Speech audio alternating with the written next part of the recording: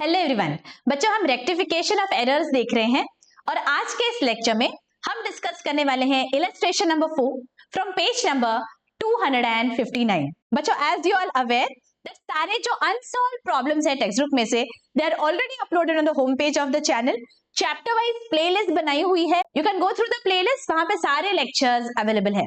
Also rectification के जो basic lectures है जहां पे मैंने रेक्टिफिकेशन का पूरा लॉजिक एक्सप्लेन किया है, I am giving the link here, do go through those lectures ताकि आपको जो प्रॉब्लम्स है वो सॉल्व करने में आसानी हो जाएगी।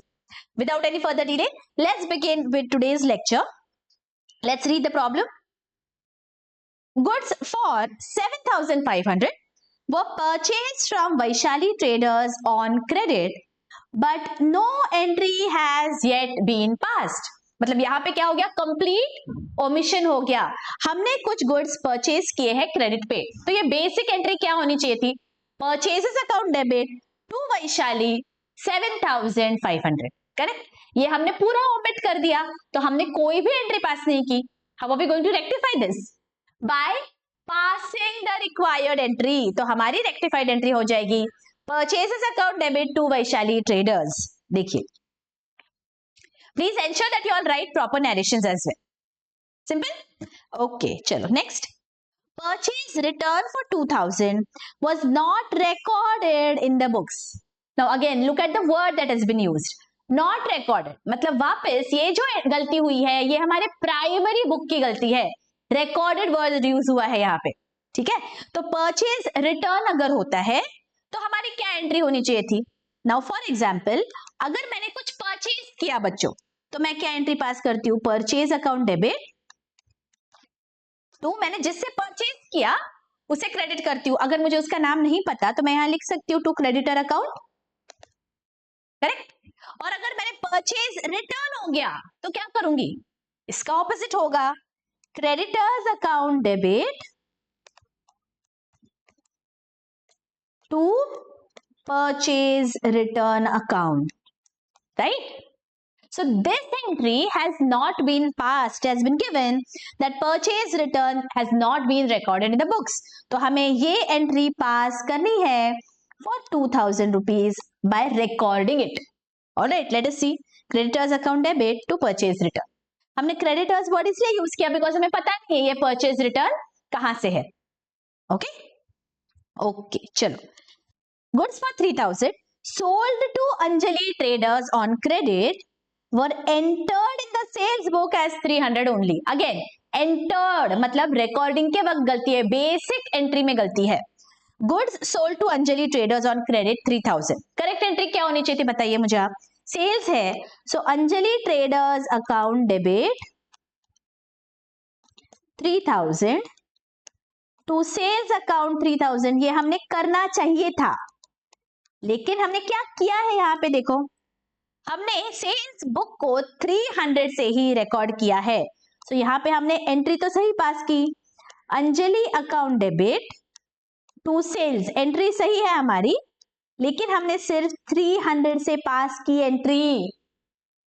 I am understanding? यहाँ पे हमें दिया गया है बच्चों, वाइल एंटरिंग हमने ये गलत किया है। एंटर्ड मतलब बेसिक बुक में गलती कर दी, प्राइमरी बुक में गलती है, ठीक है। इसका मतलब इसे रेक्टिफाई कैसे करेंगे बताइए आप अभी मुझे? मैंने एंट्री तो सही पास की लेकिन अमाउंट में गलती है, तो now I have to get 300 to 3,000। Difference कितना है? 2,700 का।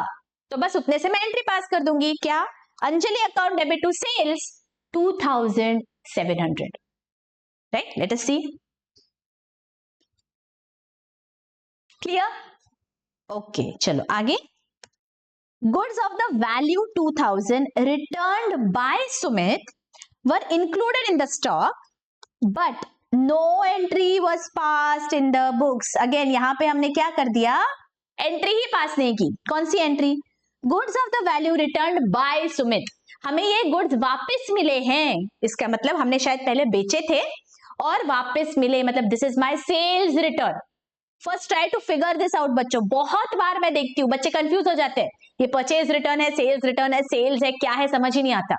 स्टॉप, पॉज लो, आधा आधा सेंटेंस पढ़ो, try to figure it out.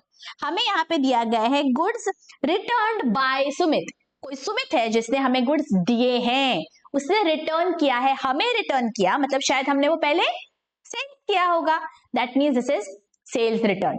अभी सेल्स रिटर्न की एंट्री क्या होती है? सेल्स रिटर्न का डेबिट बैलेंस होता है, तो एंट्री होनी चाहिए थी sales return account debit to Sumit, amount is 2000, लेकिन यहां हमने बोला गया है that no entry was passed. तो भाई पास कर दो ना, रेक्टिफाई कैसे करोगे? पास कर दो entry. So sales return account debit to Sumit. देखिए ओके आगे, गुड्स परचेज्ड फॉर 1200 एंटर्ड, वापस एंटर्ड बोला है, इसका मतलब बेसिक रिकॉर्डिंग में गलती है, in the purchase book as 12,000, मतलब गुड्स परचेज्ड 1200 है, हमारी एंट्री क्या होनी चाहिए थी? परचेजेस अकाउंट डेबिट 1200, किससे परचेज किया है? Nothing has been mention. Okay, so purchases account debit to creditors account 1200। अब हमें क्या दिया गया है? That we have wrongly entered as 12,000, मतलब एंट्री तो सही पास की हमने, purchases account debit to creditors, entry is correct but amount is wrong. 12,000 से हमने यहाँ पे डेबिट कर दिया, मतलब ज्यादा दिखा दिया, एक्सेस है। कितना ज्यादा दिखाया? 12,000 माइनस 1200, दैट इज 10,800, इतने से ज्यादा दिख रहा है, तो एक्सेस दिख रहा है। इसका इफेक्ट कैसे नलिफाई करेंगे? इसे रिवर्स करके बाय 10,800, मतलब यहां हम करेंगे creditors account debit to purchases 10,800। Let us see amount is very important here. Okay, 1200 रहने देना है because that is the correct entry, जो एक्स्ट्रा था दैट इज जस्ट 10,800, तो उसी से रिवर्स किया है, पूरे 12,000 को रिवर्स मत करना गलती से। Clear? Last let's see, an invoice for goods sold to Nita was overcast by 200, मतलब यहां पे क्या हो गया? For example sales were 1000 rupees, so Nita account debit to sales 1000 होना चाहिए था, लेकिन हमने यहां पे क्या कर दिया? गलती से ओवरकास्ट बाय 200, 1000 के बजाय 1200 लिख दिया। अब कैसे रेक्टिफाई करेंगे? जो एक्सेस है दैट इज हाउ मच?